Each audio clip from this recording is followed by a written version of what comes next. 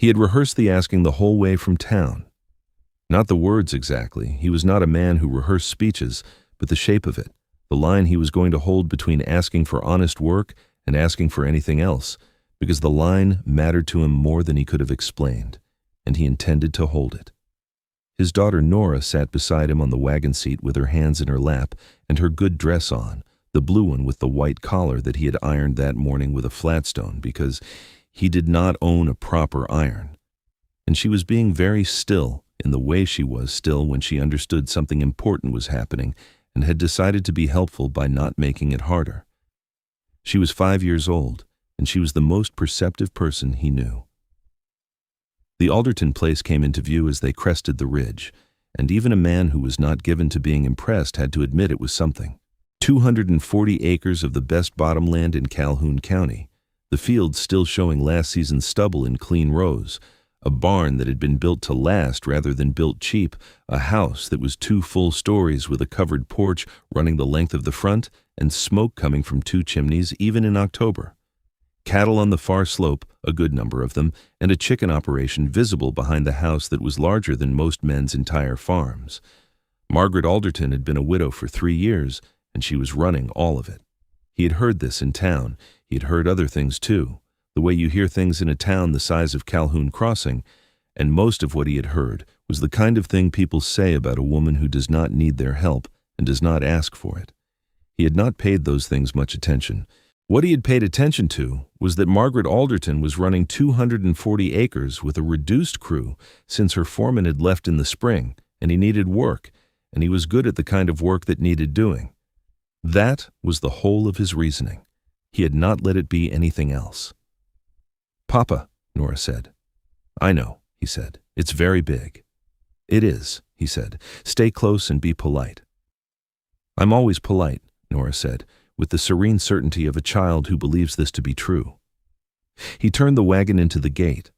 His name was Cal Britton, and he had been many things before he came to Calhoun County.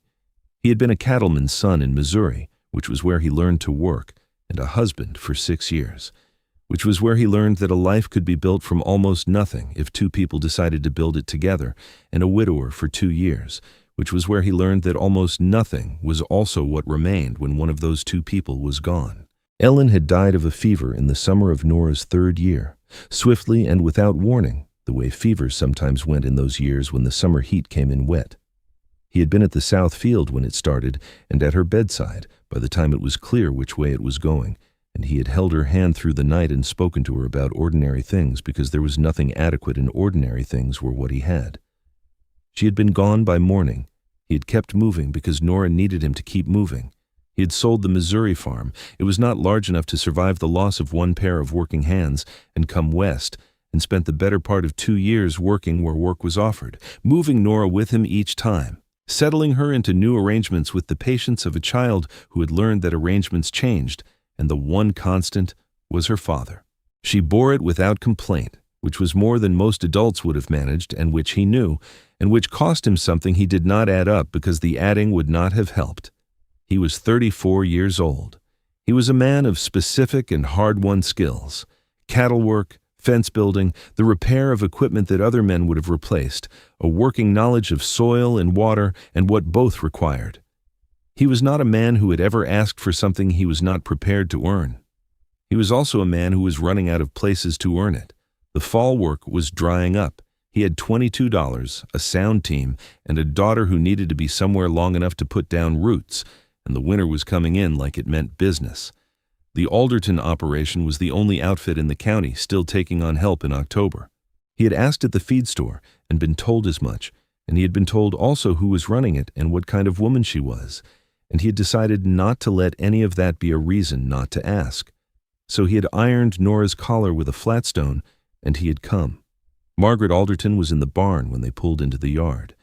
He knew this because the barn door was open and he could hear the sound of work being done, the specific sound of a stall being mucked, the drag and thud of a loaded fork. He set the brake on the wagon and lifted Nora down, and they walked to the barn door, and he knocked on the frame, which was something you did even when the door was open, because it was someone's barn and it cost nothing to show it. A woman came around the partition wall with a fork in her hand, and a look on her face that was the look of a person in the middle of a job who has been interrupted and is deciding how to feel about it. She was not what he had pictured, which was not something he let himself examine. She was perhaps 40, perhaps less, with dark hair pinned back practically, and a work dress that had seen serious use, and eyes that took stock of things in the alert, calibrating way of someone who ran a large operation and could not afford to be wrong about people. She looked at him.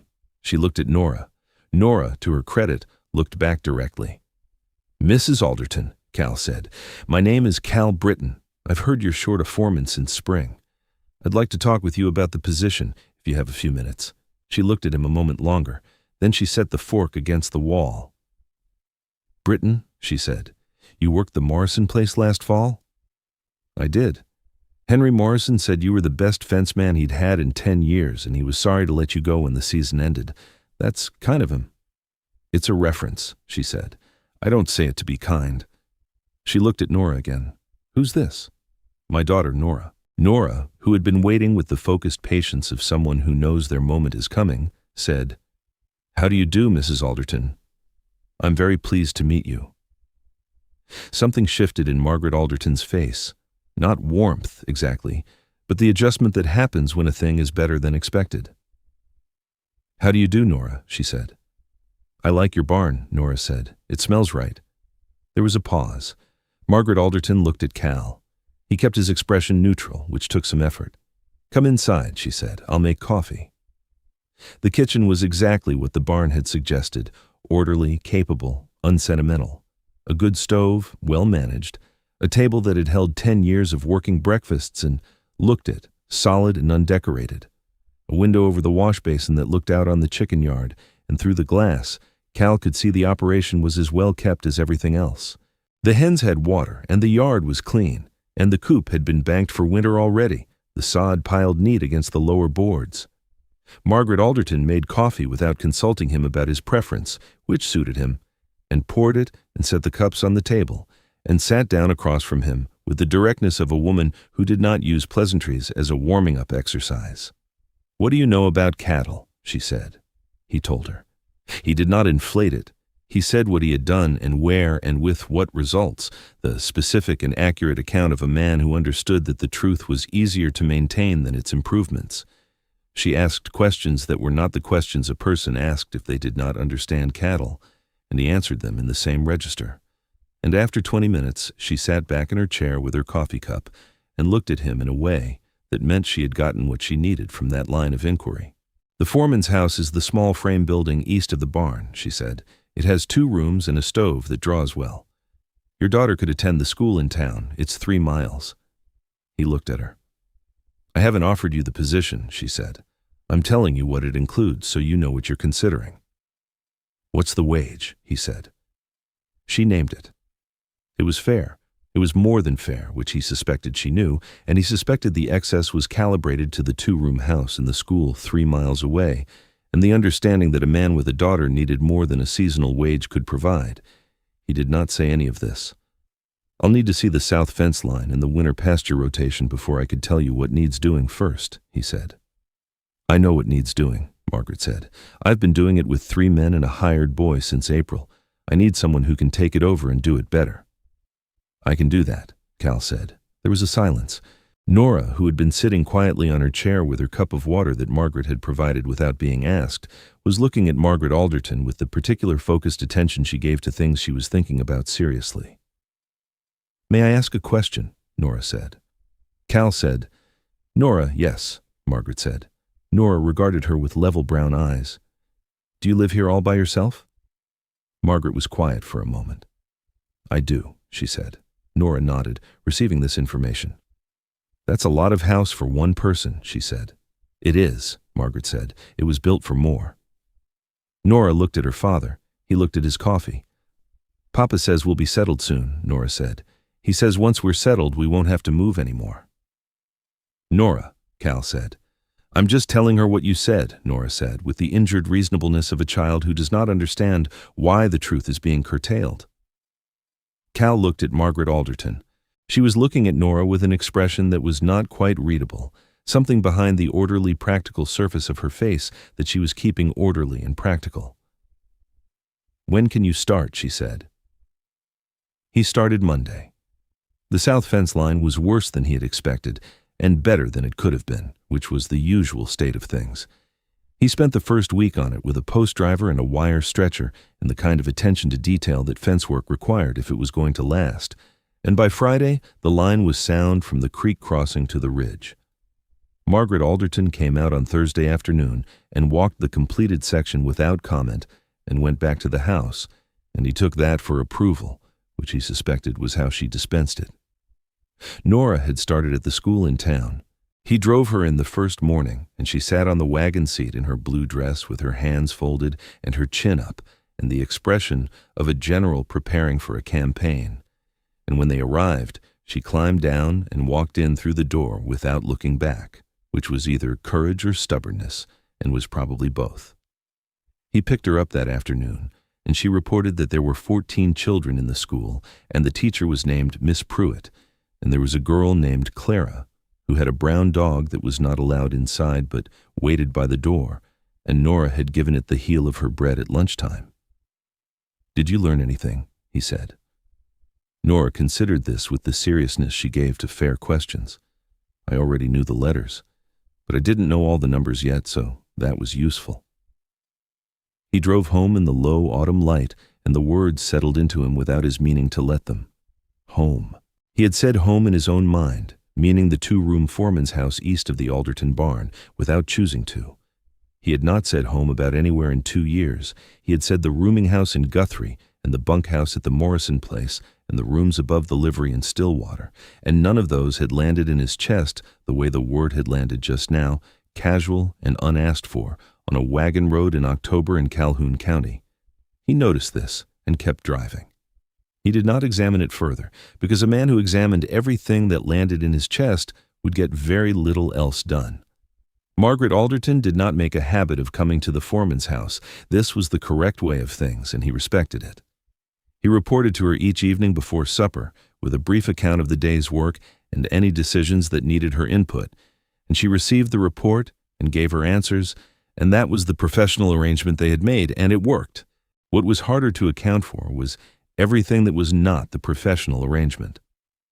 The first Sunday, she had brought a pot of stew to the door and left it on the step without knocking, which he found when he came back from the barn at midday. The pot was good enameled iron, heavy and well made, and it contained enough stew for 3 days, and had been made with stock and not water, which was the difference between a courtesy and an effort. He had returned the pot washed and had said nothing about it. She had brought bread the following week. The week after that, on a Sunday that came in cold enough to be a warning, she had appeared at the door herself and said there was a loose board on the porch step she wanted his opinion on, which was self-evidently a pretext, since he could hear from the kitchen that she had repaired the board herself not an hour prior. He had looked at the porch step. He had said it seemed sound. She had said she thought so too, and had gone back to the house, and he had stood on the porch in the cold for a moment and understood something he was not sure what to do with. The thing he understood was not simple. It was several things at once: that she was a capable woman who did not need anyone's help and was not looking for it, that she was, nonetheless, doing the things that people do when they are paying attention to someone, and that he had been noticing all of it more carefully than a man ought to notice such things about the woman who employed him, and that this was a problem with no clean solution that he could see. He was her hired man. He needed the work. Nora was in school and had told him last week that Clara's dog had learned her name and came to her first now, which was the closest Nora had come to joy in 2 years. He was not going to complicate any of it with something that could not be uncomplicated. He kept this resolution through October and into November, and it was a reasonable resolution, and he held it, and it cost him something he did not add up. Nora had no such resolution. Nora had, as far as Cal could tell, decided sometime in the first week that Margaret Alderton was a person worth knowing and had proceeded accordingly. She brought her drawings on Saturday mornings, presenting them at the kitchen door of the main house with the solemn formality of a small dignitary delivering state documents. She had brought a feather she found, a red-tailed hawk feather, because she thought Margaret would find it interesting. And she had been right, Margaret had turned it in her fingers and told Nora about the hawk that nested in the cottonwood on the south pasture and came back every year, and Nora had listened with the total absorption of a child receiving information she intends to keep. He watched this and said nothing, because there was nothing to say that would have been better than letting it be what it was. What it was, he could see, was his daughter deciding something without asking his permission first. The trouble arrived in November in the form of a letter which was both ordinary and not. It came from his brother-in-law in Missouri, Ellen's brother, a man named Stephen Hale, whom Cal respected and with whom he had kept a careful occasional correspondence since Ellen died. The letter was Stephen's way of saying he had been offered a partnership in a stockyard operation in Kansas City, and he was going, and he wanted Cal to know because he had heard there was work available there, and if Cal was looking to move on from whatever he was doing, there was a place for him in Kansas City. The letter was kind and well-meant, and it sat in Cal's coat pocket for 4 days because he did not know how to feel about it. The offer was real. Kansas City was a stockyard town, and his skills were stockyard skills, and Stephen was a good man who would deal fairly with him. The money would be better than a foreman's wage. Nora would have her uncle nearby, which was family, which was something she had almost none of. He ought to have written back immediately and said yes or said no and been done with it. He did not write back. On the 5th day, Nora found the letter. She had not been going through his things, she would not have done that, but he had left his coat on the chair and the letter had fallen out when she moved the coat to hang it, and she had looked at it the way children look at a letter that has a name on it, which is with the instinct that it may be important. She brought it to him. "What's this?" she said. He had tried to explain it plainly, in the way he tried to explain most things to Nora, which was as the truth without the parts that were not her business yet. He said his Uncle Stephen had offered them a place in Kansas City. He said he was thinking about it. Nora was very quiet for a longer time than was comfortable. "Would we have to leave?" she said. "I don't know yet," he said. "I don't want to leave," Nora said. "I know. Clara's dog knows my name," she said. It was not a non sequitur. It was exactly the point. He did not answer, and she looked at him with the direct, measuring look she got when she had arrived at a conclusion and was working out whether to share it, and then she went to bed, which was not what she usually did at that hour. He sat at the table with the letter and the lamp and the particular silence of knowing that whatever he decided, something was going to be lost. He had not told Margaret about the letter. He intended to. He understood that the proper thing was to tell his employer that he had received an offer elsewhere and was considering it, and to do it promptly and in good faith. He had been intending to do this for a week and had not done it, and the reason he had not done it was when he could not examine without arriving at a conclusion he was not sure he was ready for. He arrived at her kitchen door on a Saturday morning that had brought the first real snow of the season, light and dry and serious, to report that the south cattle were in the winter pasture, and the water trough on the ridge had been fitted with the cover he had built for it. He knocked. She called him in. She was at the table with the ranch accounts spread across it, the ledger open, the columns of figures that represented 240 acres in November. She had her reading glasses on, which he had not seen before, and she looked up and took them off in the quick, slightly self-conscious way of someone caught being ordinary. He gave his report. She listened and nodded, and made a note in the margin of the ledger. He said, "I need to tell you something." She put her pencil down. He told her about the letter, simply and in full, the offer, what it was, what Stephen had said, what it would mean. He told her he had not decided. He told her he should have told her sooner, and he was sorry for the delay. She was quiet for a moment, looking at the table. "Kansas City," she said. "Yes." "When would you need to give him an answer?" "Before the new year," he said. She was quiet again. Through the window, the snow was coming down, thin and steady, covering the yard in the particular clean way that first snow does before the ground knows to resist it. "Is it what you want?" she said. He looked at her. She was still looking at the table, at the ledger and its columns, and her face was composed in the way it was usually composed, orderly and practical and not showing much. "I don't know yet," he said. She raised her eyes to his then, and for a moment neither of them said anything, and the kitchen held the question that neither of them had asked out loud, which was the same question the kitchen had been holding for 6 weeks. The door opened.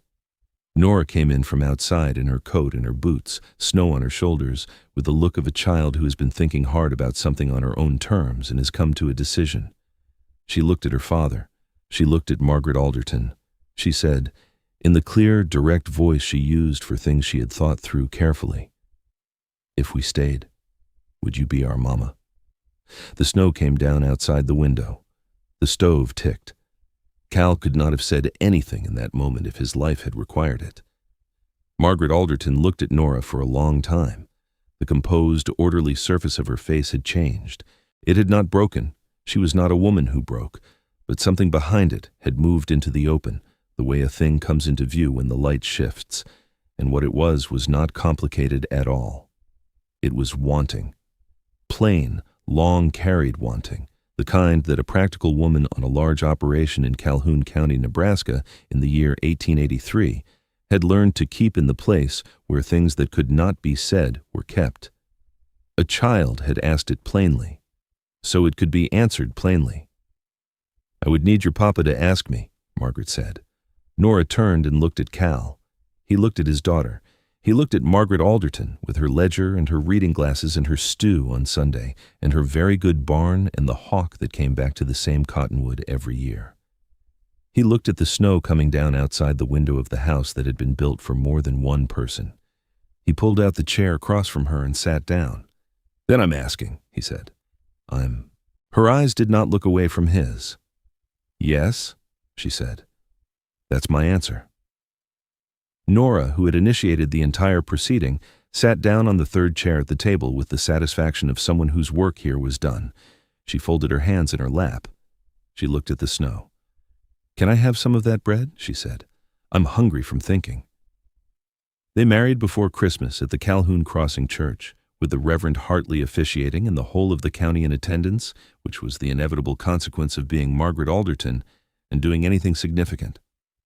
She had not seemed troubled by the attention. She had worn her good dress and stood beside Cal at the front of the church and spoken the words in her usual clear, direct voice. And when it was done, she had squeezed his hand once, briefly, and that had been all the ceremony that passed between them. Nora had worn the blue dress and held 2 sprigs of dried lavender that she had found in the house and decided were appropriate. She had sat in the front pew with Clara from school, Clara having been granted special dispensation to attend on a weekday, and she had been very good all the way through until the moment the Reverend said the thing about being joined together, at which point she had looked at Cal with an expression of such complete relief that he had to look at the ceiling for a moment. He wrote to Stephen Hale that same week. He thanked him for the offer, which was genuine, and he said he had found his place, which was also genuine, and he said he hoped to see him when Stephen was next traveling west, which was an invitation that Stephen, being a good man, would understand as the thing it was. The letter cost him nothing to write. He had known the answer before the question had ever been asked. It was Nora who told Clara's mother that spring, when the planting was starting and the hawk was back in the cottonwood on the south pasture, and the Alderton place was beginning its 3rd season under the arrangement that had, over the winter, become simply the way things were. Clara's mother asked Nora how she liked living in the big house. Nora thought about it with the seriousness she gave to serious questions. It was always enough room, she said. It just needed the right people in it. Clara's mother reported this to 3 others, which was how it got around, and by summer everyone in Calhoun County had heard it, and nobody who heard it thought it needed improving.